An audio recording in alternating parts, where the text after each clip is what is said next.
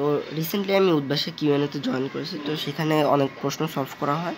তো তোমরা যারা এইচএসসি 24 ব্যাচ আছো তোমাদের জন্য এটা খুব ভালো একটা সুযোগ যে তোমরা যারা উদ্ভাসে প্রশ্ন করছো অথবা তোমরা যারা উদ্ভাসে প্রশ্ন করো না, ওইসব প্রশ্নগুলো আমি এখান থেকে তুলে ইউটিউবে দেওয়ার ট্রাই করবো, যাতে করে তোমরা সেই জায়গা থেকে আর কি যাদের প্রবলেমগুলো ছিল সেগুলো সম্পর্কে একটু ধারণা নিতে পারো এবং সেগুলো সলভ কীভাবে করা যায় সেটাও একটু জানতে পারো। তো ওইরকম একটা প্রশ্ন হলো এই যে দেখো যে এইখানে বলছে যে একটা চিত্র দিছে, একটা তিনটা পাত্র দিছে, তিনটা পাত্রে তিনটা মৌল আছে। তো বলছে যে উদ্দীপকের প্রমাণ দ্রবণটি কিভাবে সেন্ট্রিমোলার দ্রবণে পরিণত হবে, অর্থাৎ 1 নম্বর প্রশ্নটা অ্যান্সার করতে বলছে। তো এখানে প্রমাণ দ্রবণ কোনটা?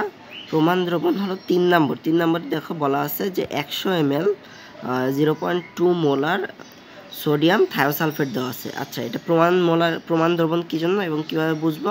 এটা প্রমাণ দ্রবণ কারণ এটা ঘনমাত্রা দেওয়া আছে, তো এই জন্য আমরা এটা প্রমাণ দ্রবণ বলতে পারি। তো এখন আমরা প্রশ্নে অ্যান্সার করবো যে কীভাবে সেন্টিমোলারে পরিণত করা যায়। তো সেন্টিমোলারে পরিণত করার জন্য এটা এর আগে ছিল যে এখানে দেখো চিত্রের ভিতরে এটা ঘনমাত্রা ছিল 0.2 মোলার, আর সেন্টিমোলার মানে হলো 0.01 মোলার।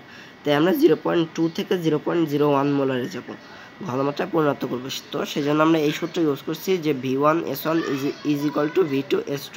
তো এখান থেকে আমরা V2 এর মান বের করছি, অর্থাৎ তোমার এই জায়গায় যে দ্রবণটা আছে সেই দ্রবণটা 0.1 মোলার থেকে 0.2 মোলারে যদি আমরা যাইতে চাই, যে 0.2 থেকে যদি 0.01 মোলারে যাইতে চাই, তাহলে আমরা এই সূত্র ইউজ করব এবং তার মাধ্যমে V2 এর মান আসে এত, অর্থাৎ 2000 ml 0.01 মোলার সেন্টিমোলারে করার জন্য, অর্থাৎ মূল দ্রবণে তোমার 2000 থেকে 100 বাদ দিলে 1900 ml 1900 ml ও পানি তোমাদেরকে যুক্ত করতে হবে যদি তোমরা এটাকে সেন্টিমোলার বা 0.01 মোলার দ্রবণে পরিণত করতে চাও।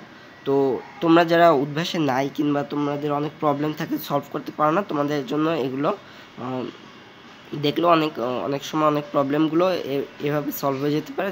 তো তোমাদের যদি এই ভিডিওটা দেখে কোনো উপকার হয় তাহলে একটু সাবস্ক্রাইব করে দিও।